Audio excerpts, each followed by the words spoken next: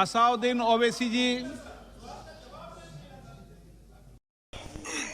आपका बेहद शुक्रिया कि कल शाम में आपने फ़ोन करके मेरी खैरियत और मुझसे दरियाफ़्त किया कि क्या हुआ, और आपने मुझे बताया कि आपने फ़ौरन पुलिस के आला अहदेदारों से बातचीत भी की। मैं आपका बेहद शुक्रिया अदा करता हूं कि आपने अपनी संवैधानिक जिम्मेदारी को एक रुकने पार्लिमान की जान पर जब कातिलाना हमला किया गया टोल गेट पर, आपने उस बात की मैं आपका शुक्रिया अदा करता हूं। स्पीकर साहब, मैं मुख्तसर से यहाँ पर ये बात कहना चाहूँगा कि मुख्तलिफ सियासी पार्टियाँ मुख्तलिफ प्रदेश में इख्तिदार पर हैं। ये बात आप तमाम को मैं गोशेगुजार कर रहा हूँ कि आखिर ये कौन लोग हैं जो गोली पर भरोसा करते हैं, बैलेट पर नहीं करते। आखिर ये कौन लोग हैं जो इतना रेडिकलाइज हो चुके हैं कि इनको इस संविधान पर एतमाद नहीं रहा, उनको अंबेडकर के बनाए हुए संविधान के खिलाफ हैं, जो इतनी नफरत पैदा करते हैं। आखिर ये कौन लोग हैं? मैं इसको सियासी गुफ्तगू नहीं करूंगा, ये सबके लिए छोड़ रहा हूँ, क्योंकि जहाँ तक मुझे मालूम कि मैं 2 मरतबा का विधायक हूँ, 4 मरतबा का सांसद हूँ, और अगर इस तरह से अगर राजनीति आगे बढ़ेगी कि टोल गेट पर गाड़ी रुकती है और 4 राउंड गोलियां चलाई जाती हैं, आखिर इन नौजवानों को ये कैसे रेडिकलाइज हुए? और मैं सरकार से पूछना चाहता हूं कि क्या उन्होंने ये रेडिकलाइजेशन सैयद कुतुब की किताब पढ़कर रेडिकलाइज हुए, अब्दुल्ला अज़ाम की किताब पढ़कर रेडिकलाइज हुए, या अयमन अल ज़ोहरी की किताब पढ़कर रेडिकलाइज हुए? इसीलिए मैंने सरकार से 2015 में कहा था कि इंटरनल सिक्योरिटी डिपार्टमेंट MHA में उसमें तमाम मज़ाहिब के लोगों का एक काउंटर सेल बनाइए आप। और सर, ये रेडिकलाइज हो चुके हैं तो भारत की इससे राइट विंग कम्युनिज्म और टेररिज्म बढ़ेगा।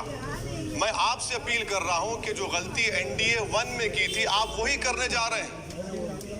आपको नुकसान होगा, आपकी सरकार को नुकसान होगा, देश को तो, देश की सालिमियत को खतरा तो पैदा हो रहा है। सर, मैं आपके जरिए से सरकार को ये भी बताना चाहूंगा कि जिन लोगों ने ये रेडिकलाइजेशन किया है, आप इस पर गौर करिए, इन पर UAPA क्यों नहीं लगाते आप? अगर कोई स्पीच देता है, अगर कोई फेसबुक पर किसी क्रिकेट मैच पर किसी टीम की तायीद करता है तो UAPA लगता है। एक सिटिंग MP के ऊपर UAPA नहीं लगेगा सर। मैं सरकार पर छोड़ता हूं। सर, चौथी बात यह है कि रेडिकलाइजेशन की जब बात होती है, हमने यहाँ पर एक कांग्रेस के बड़े नेता से सुना कि 2 भारत है, दौलत के एतबार से। नहीं सर, भारत की दौलत मोहब्बत है। भारत की दौलत पैसों की दौलत नहीं है, भारत की दौलत मोहब्बत है। हाँ, 2 भारत है, एक मोहब्बत पर जो पिछले कई बरसों से आबाद है, और एक नफरत पर भारत बन रहा है।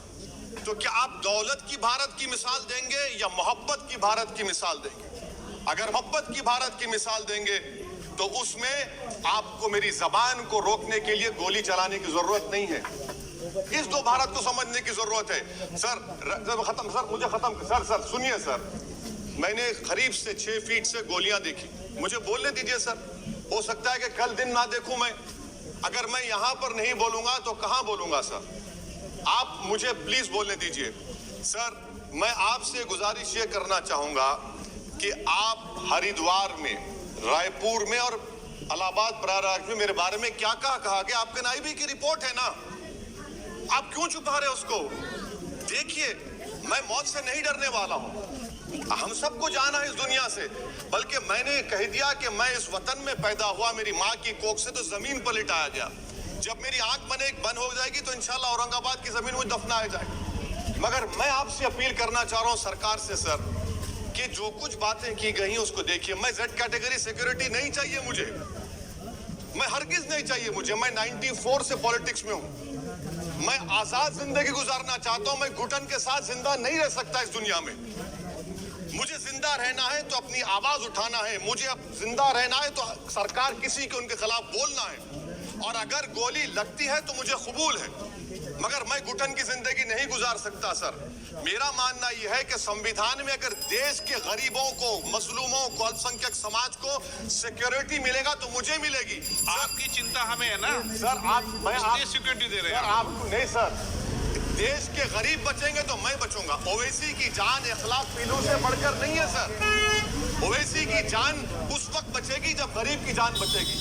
इसीलिए मैं आपके जरिए सरकार से अपील करना चाहूंगा कि सर इस नफरत को खत्म करिए, इस नफरत को खत्म करिए और इस पर आप गौर करिए। मैं नहीं लूंगा सिक्योरिटी, मैं जेड कैटेगरी नहीं चाहता हूं सिक्योरिटी। मुझे ए कैटेगरी का शहरी बनाइए आप, मुझे एक कैटेगरी का शहरी बनाइए ताकि मेरी और आपकी जिंदगी बराबर हो। जब देश के प्रधानमंत्री पर सिक्योरिटी ब्रीच हुआ, अपोजिशन की तरफ से मैंने कहा था कि गलत हुआ। सब सेकुलर पार्टी के लोगों ने कहा कि ओवैसी तुम क्यों बोले? मैंने कहा नहीं, देश का प्रधानमंत्री मेरा है, सिक्योरिटी ब्रीच हुई तो एक्शन लेना चाहिए। मगर 4 मर्तबा के एमपी पर कोई 6 फीट के फासले से 4-4 गोली चलाता है। मुझे मौत है, हम सबकी मौत है, मगर मैं इन गोली चलाने वालों से डर कर खामोश नहीं बैठने वाला हूं। और मैं दुआ करता हूं कि उत्तर प्रदेश में पूरा मन पोलिंग होगी इंशाअल्लाह। उत्तर प्रदेश की जनता गोली चलाने वालों का जवाब बैलेट से देगी, नफरत का जवाब मोहब्बत से देगी और कमजोरों को दबाने का जवाब हिस्सेदारी से देगी।